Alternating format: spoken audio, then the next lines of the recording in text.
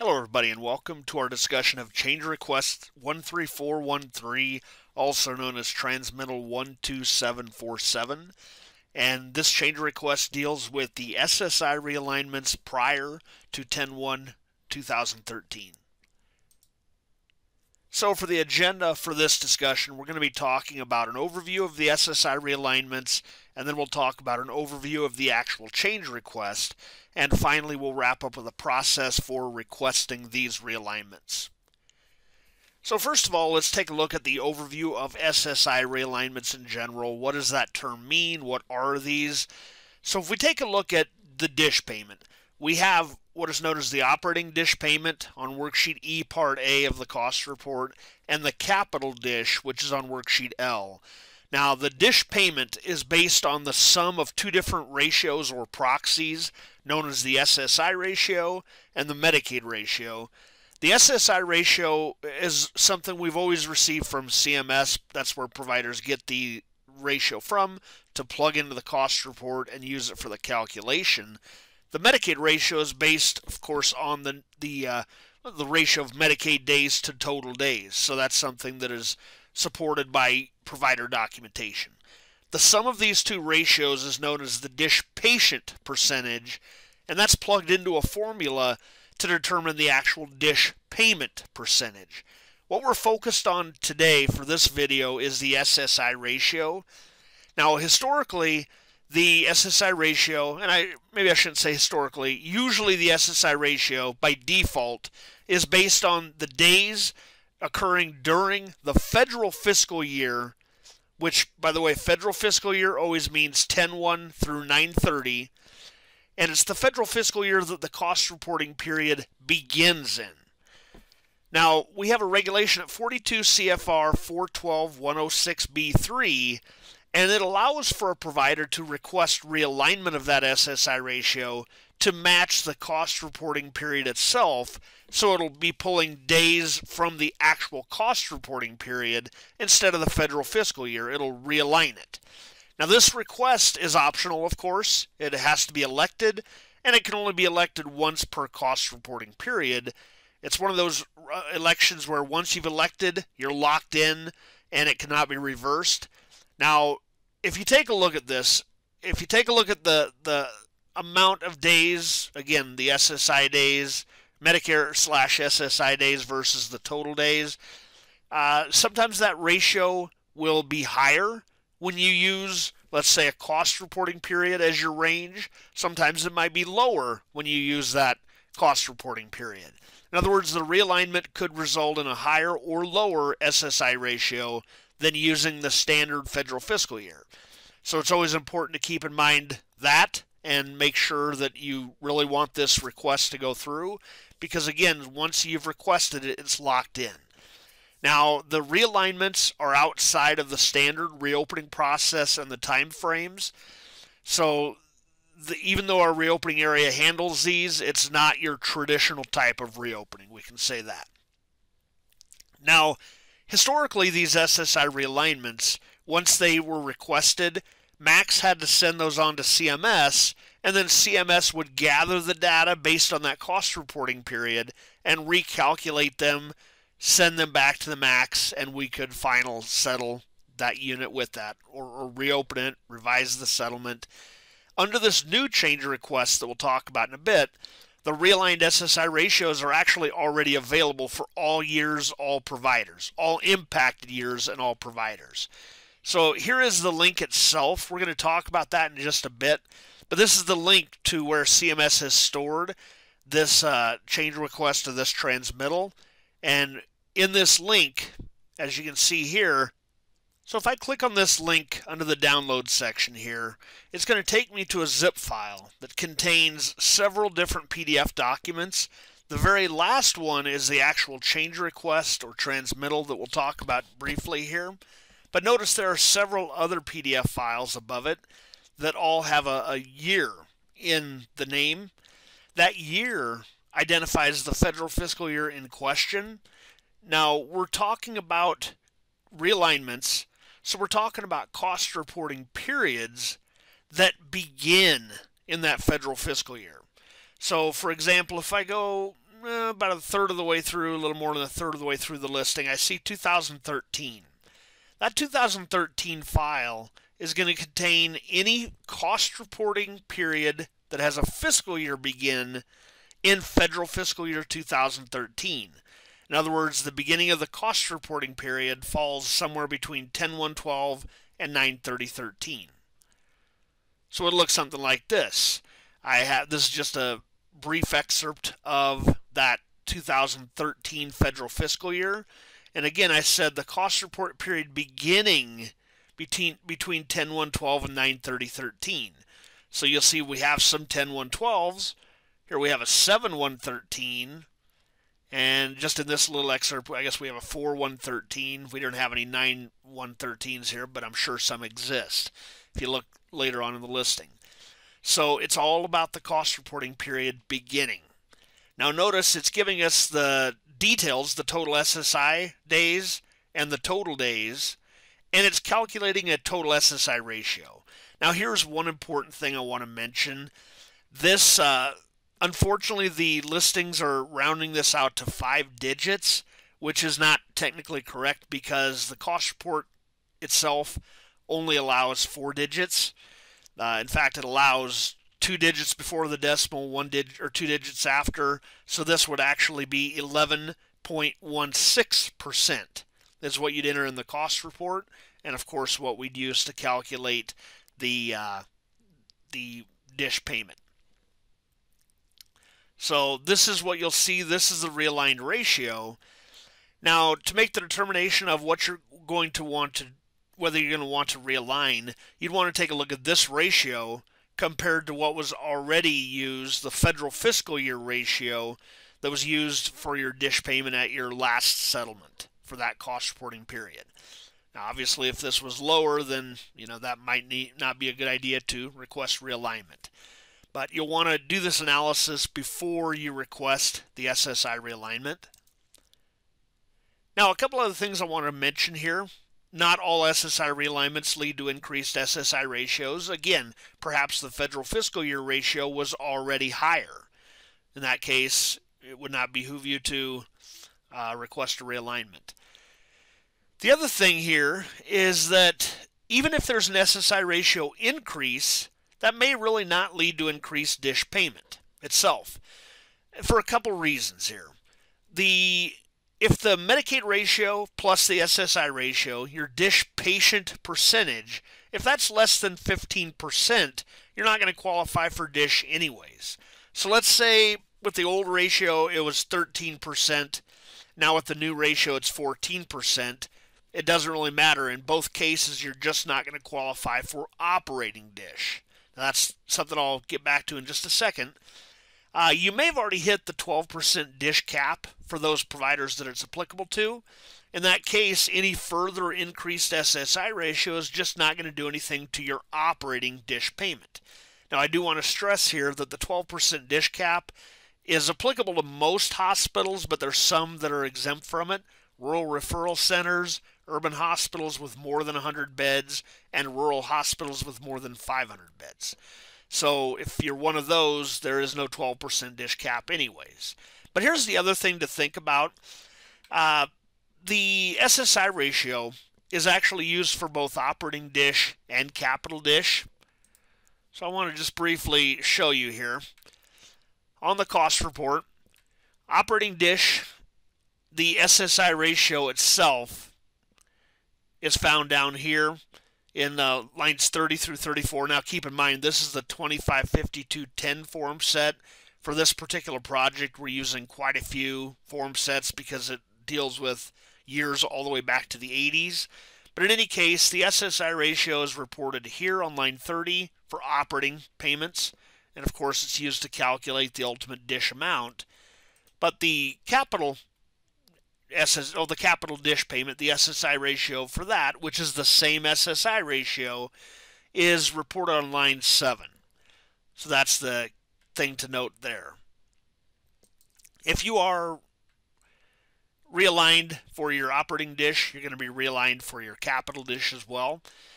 Now, all of these things that I just mentioned, the cap and the 15% threshold, They do not apply to Capital Dish.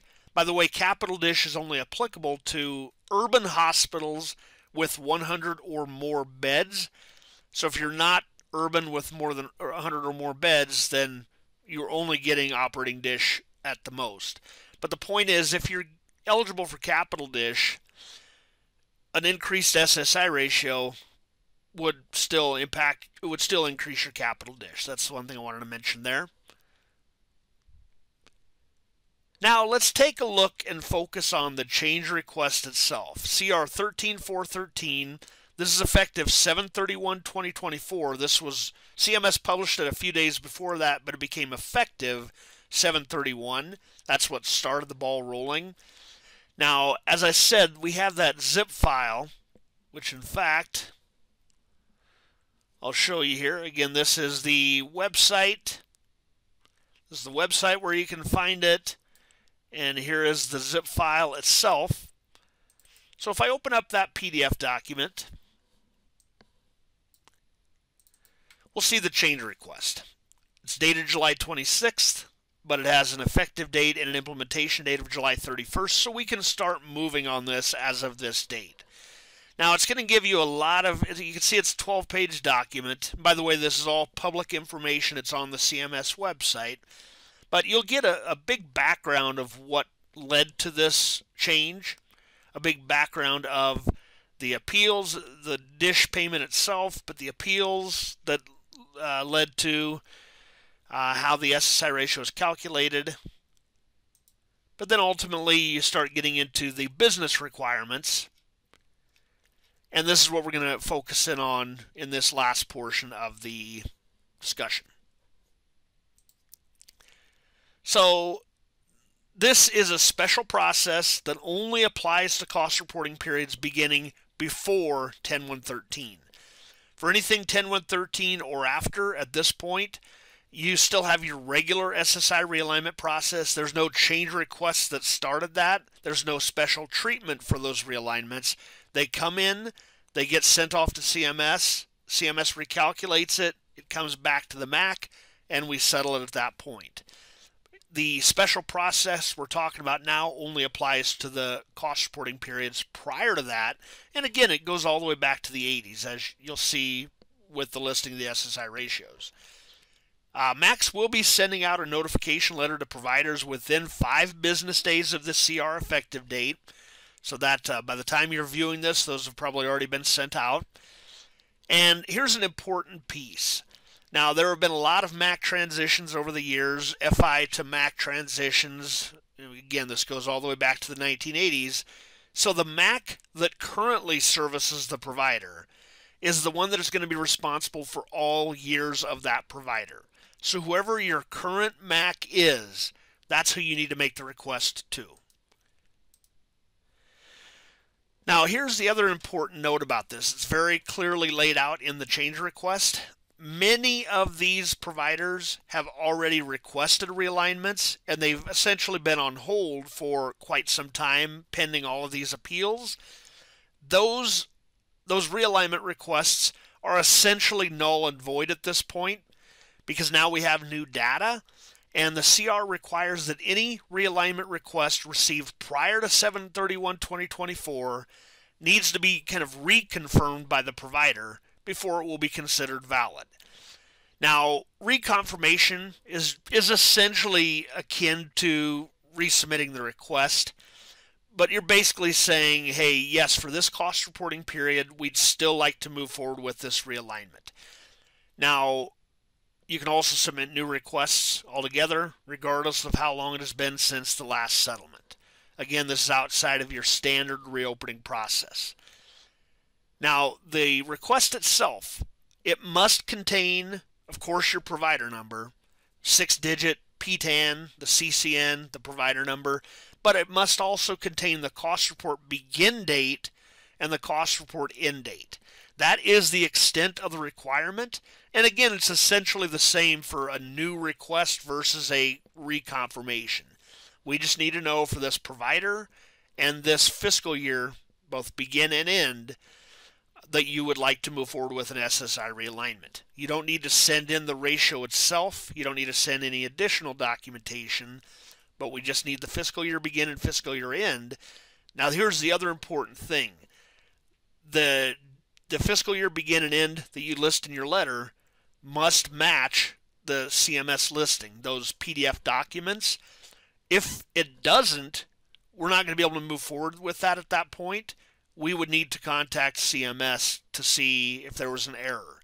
If you believe that you're submitting the proper fiscal year begin and end and you know it does not match the PDF document from the CMS website, please call this out in the letter, because then with any documentation you might have, then we can send it on to CMS and say, hey, we believe your listing was incorrect for this provider. Here's the documentation of what their true fiscal year begin and end is. And of course, what that means is they will have to recalculate that SSI ratio with the different period. Now, the other thing about this, I said this goes all the way back to the 1980s with all those PDF documents. But for those prior to 10/1/2004, there was a CMS 1498R ruling that was the total versus covered days issue.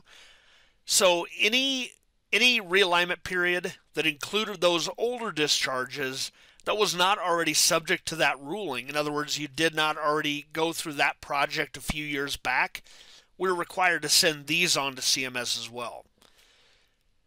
Now, another situation that comes up where we have to send it on to CMS is if you have a cost reporting period that was subject to a settlement agreement where the SSI ratio was determined to be final during that agreement. We're going to have to send these on to CMS to see if they're willing to overrule that settlement agreement, if there's even the possibility that they can. So if you send that in, we have to send that on to CMS. Now, for those that we have to send on to CMS, we of course cannot even work on those until we get a response from CMS with the proper ratio to use.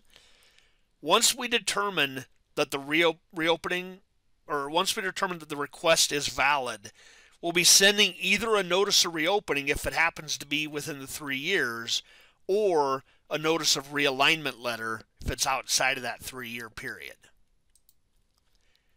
Now, this is something important I wanted to mention here. In fact, I'm going to go straight to that business requirement.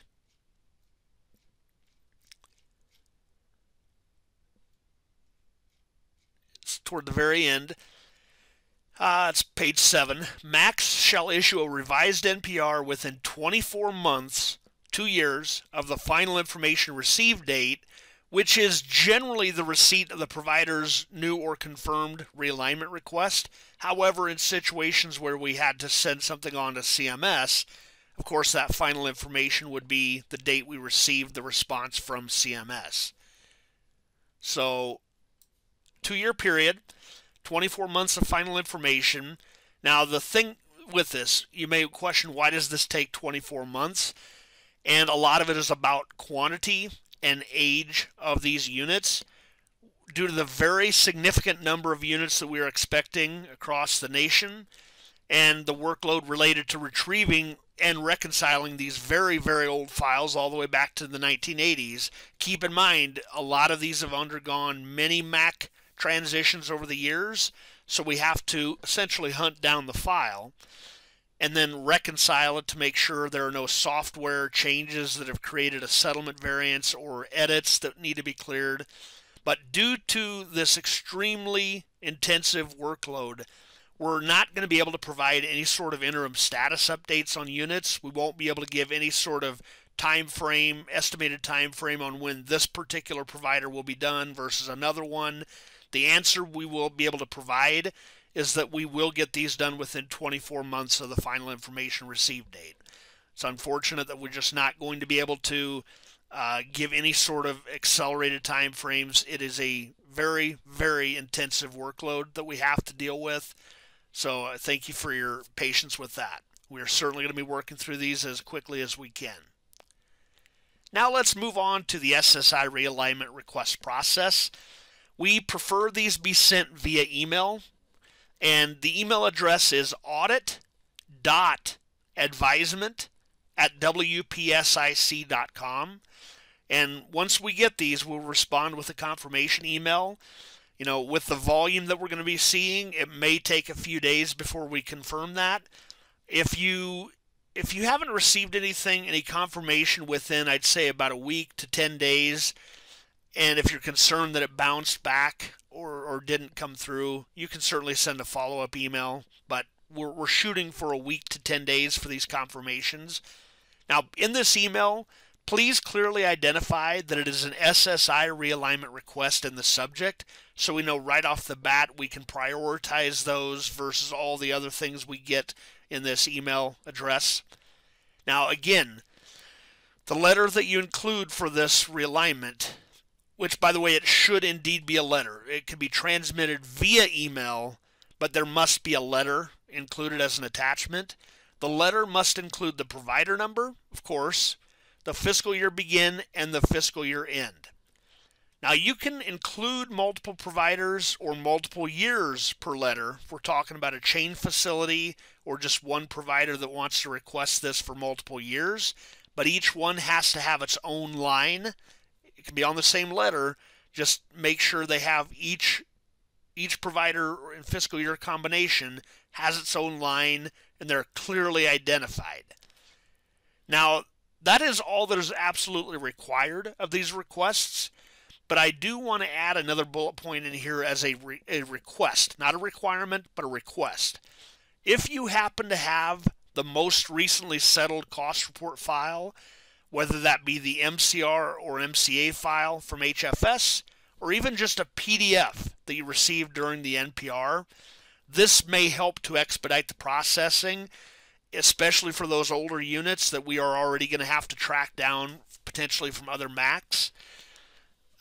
Again, it's possible that might expedite it, cut down on some of the search time for that.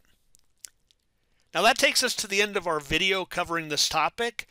Again, I just wanted to thank you for your time, and we will be working through this project as quickly as we can. Hope everybody has a great day. Thank you.